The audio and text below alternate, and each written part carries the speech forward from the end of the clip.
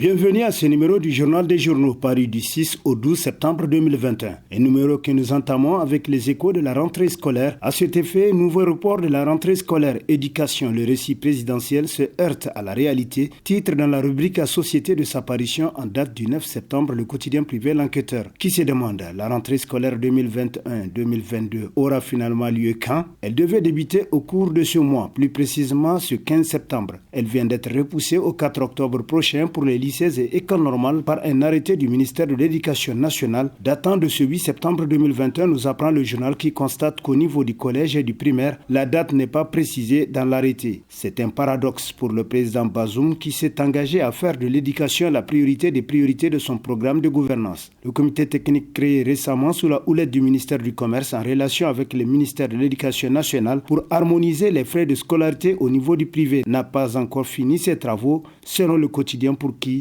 Or, c'est sur la base des conclusions des 10 travaux que les parents d'élèves sauront les coûts auxquels ils doivent faire face. Nous sommes à quelques semaines de la rentrée scolaire au niveau du second cycle du secondaire qui a lieu dans un contexte particulier avec le fort taux d'échec enregistré cette année au baccalauréat. Selon une source proche du comité qui comprend toutes les parties prenantes, les travaux peinent à avancer à cause des divergences de vues autour notamment des coûts tels que rapportés par l'enquêteur. 11e édition du prix de l'excellence et du mérite, élèves et enseignants méritants récompensés, titre dans sa rubrique Focus Niger Interhebdo, qui nous apprend que ce prix qui récompense les meilleurs élèves et au niveau national a été célébré le jeudi 2 septembre 2021 à Niamey. Cet événement a été l'occasion pour la Fondation Nour de l'épouse du président de la République, Hadja Hadiza Bazoum, de lancer ses activités. En parrainant la 11e édition du prix de l'excellence et du mérite, Hadja Hadiza Bazoum va dans le même sens d'accompagner cet engagement du président de la République selon Niger Interhebdo. Amère vérité, n'est-ce pas une tragédie sociale que de constater que ce vilain exemple vient des chefs traditionnels, les gardiens de nos traditions et par-dessus tout, relais de l'administration territoriale? Se demande entre autres dans ces colonnes l'hebdomadaire satirique Le Canard en furie. Pour qui cela a commencé et c'est le signe le plus inquiétant pour le Niger, parlant des plaques d'immatriculation avec des chefs traditionnels, chefs de province, chefs de canton, chefs de groupement, aménocal, etc. Et comme la tentation de violer la loi et de paraître hors de portée de la justice est forte, particulièrement dans un contexte de laisser-aller. D'autres citoyens se sont engouffrés dans la brèche ouverte par les chefs traditionnels pour s'arroger des plaques minéralogiques personnalisées, constate le satirique d'après qui tout y passe. Section PNDS de telle localité, sous-section PNDS de telle localité,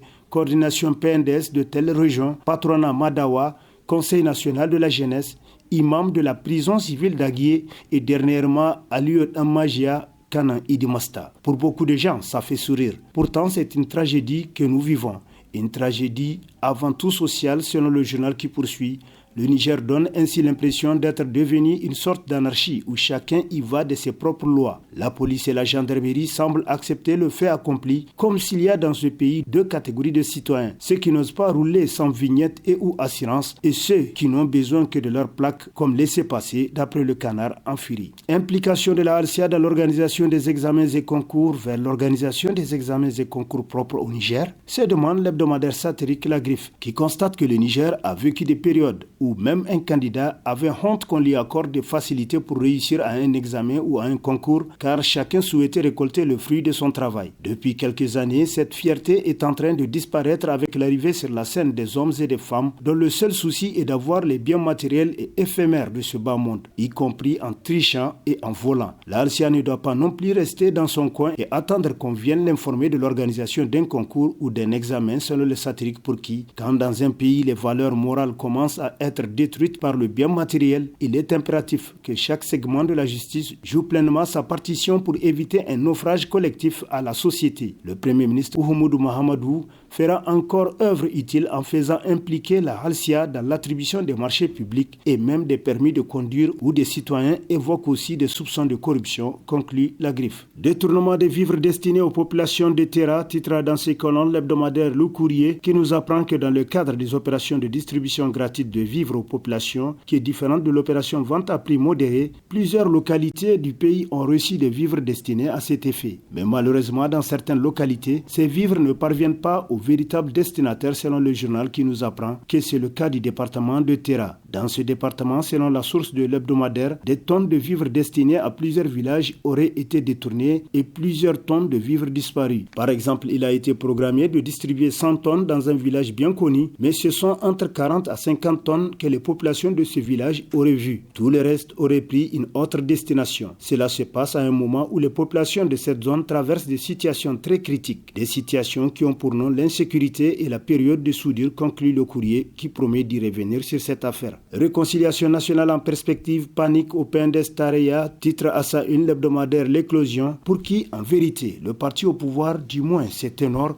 se soucie plus de leur survie politique, conserver le pouvoir social, demeurer riche et civil, éviter la prison, que du président de la République Mohamed Bazoum et de la réussite de son mandat. Malheureusement, il se trouve que le successeur d'Issifou Mahamadou semble plus préoccupé par le devenir du Niger que de sa propre présidence. Mais le véritable problème de la Camaria du PNDS semble être que si jamais le président Bazoum devait négocier avec Hama Amadou pour aboutir à un accord, il lui faudrait juridiquement réhabiliter ce dernier, ce qui du coup mettra fin à l'acharnement dont le fondateur de l'Oumana Africa a fait l'objet des soins d'Issifou Mahamadou et son régime. Cela devrait aussi permettre à Hama Amadou de se présenter aux élections présidentielles de 2026 avec la possibilité de devenir président de la République d'après l'éclosion, pour qui une hypothèse insoutenable, voire inimaginable pour l'ancien président et sa fameuse fondation, c'est-à-dire ses partisans de Tareya. Savoir partir, titre pour son éditorial l'hebdomadaire L'Actualité, pour qui le manque d'humilité chez l'ancien président de la République,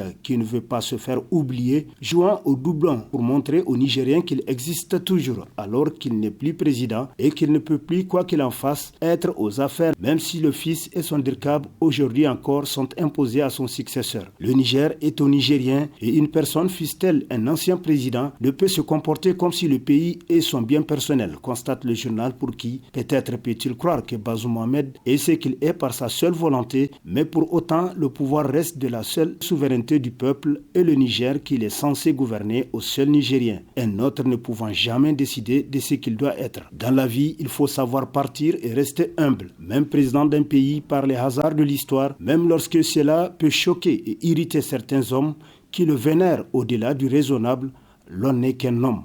Un mortel, un simple citoyen surtout, conclut L'Actualité. Comment sauver le soldat Bazoum, titre entre autres à sa une le bimensuel Le Patriote 15, pour qui tout reste encore prioritaire au Niger, après 61 ans d'autodétermination, souvent appelée indépendance.